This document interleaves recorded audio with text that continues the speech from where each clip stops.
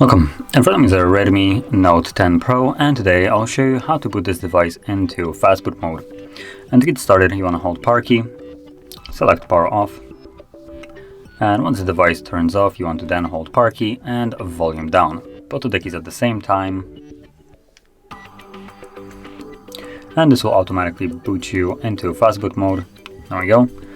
So, there we go. That is how you boot into Fastboot mode, and once you're done with it, you want to leave this mode. All you need to do is hold power key, and you're gonna hold it till Fastboot mode logo just disappears from the screen. And there we go.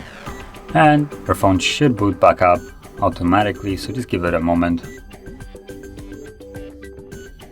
And as you can see, we are now back in Android. So, if you found this very helpful, don't forget to hit like, subscribe, and thanks for watching.